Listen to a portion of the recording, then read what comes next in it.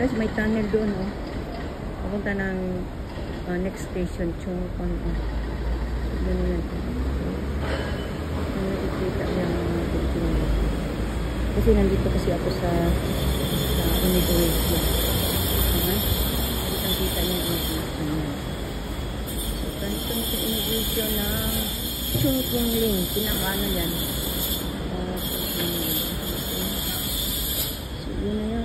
Ating nag-renovation pa sila dito, guys. Renovation pa.